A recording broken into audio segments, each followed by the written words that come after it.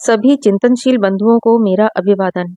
मेरे चैनल अमृत विचार में एक बार फिर आप सभी का हार्दिक स्वागत है। सबसे पहले जिन लोगों ने मेरे चैनल को सब्सक्राइब किया है उन सभी का बहुत बहुत आभार।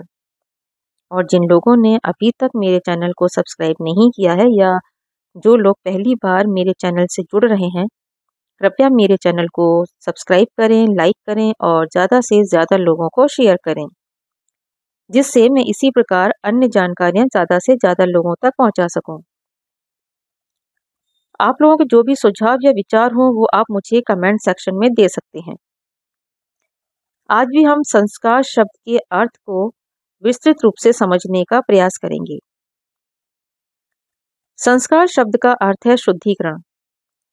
जीवात्मा जब एक शरीर को त्याग कर दूसरे शरीर में जन्म लेती है तो उसके पूर्व जन्म के प्रभाव भी उसके साथ जाते हैं। इन प्रभावों का वाहक सूक्ष्म शरीर होता है जो जीवात्मा के साथ एक स्थूल शरीर से दूसरे स्थूल शरीर में जाता है।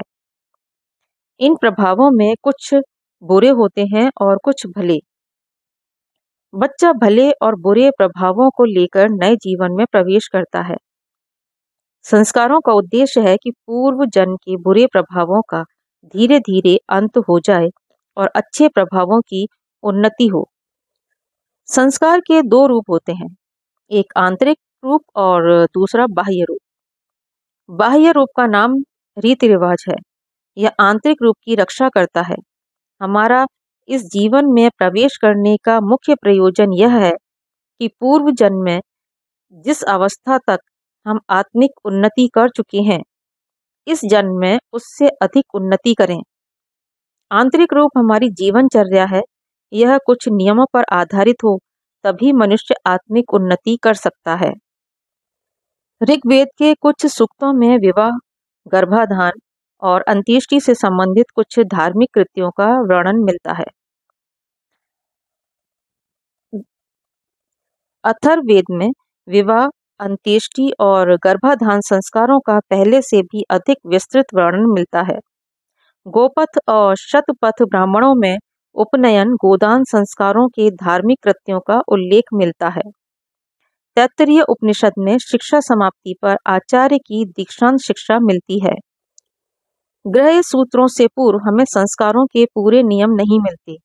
ऐसा प्रतीत होता है कि ग्रह सूत्रों से पूर्व पारंपरिक प्रथाओं के आधार पर ही संस्कार होते थे। सबसे पहले ग्रह सूत्रों में ही संस्कारों की पूरी पद्धति का वर्णन मिलता है। ग्रह सूत्रों में संस्कारों के वर्णन में सबसे पहले विवाह संस्कार का उल्लेख है। इसके बाद गर्भाधान, पुंसवन, सीमांतोन्नयन, जातकर्म, नामकरण, निष्क्रमण, अन्नप्राशन, चूड़ाकर्म, उपनयन और समावर्तन संस्कारों का वर्णन किया गया है। अधिकतर ग्रह सूत्रों में अंत्येष्टि संस्कार का वर्णन नहीं मिलता, क्योंकि ऐसा करना अशुभ समझा जाता था। स्मृतियों के आचार प्रकरणों में संस्कारों का उल्लेख है और तत्संबंधी नियम दिए गए हैं।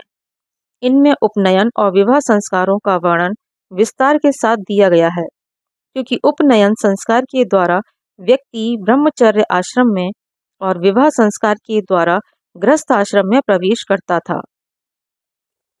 संस्कार का अभिप्राय उन धार्मिक कृत्यों से था जो किसी व्यक्ति को अपने समुदाय का पूर्ण रूप से योग्य सदस्य बनाने के उद्देश्य से उसके शरीर, मन और मस्तिष्क को पवित्र करने के लिए किए जाते थे।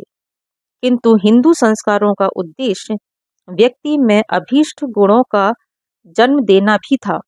मनु और याज्ञवल्क्य के अनुसार संस्कारों से द्विजों के गर्भ और बीज के दोषादि की शुद्धि होती है। कुमारिल ने तंत्र वार्तिक ग्रंथ में इसके कुछ भिन्न विचार प्रकट किए हैं। उनके अनुसार मनुष्य दो प्रकार से योग्य बनता है, पूर्व कर्म के दोषों को दूर करने से और नए गुणों के उत्पादन से। संस्कार ये दोनों ही काम करते हैं। इस प्रकार प्राचीन भारत में संस्कारों का मनुष्य के जीवन में विशेष महत्व था।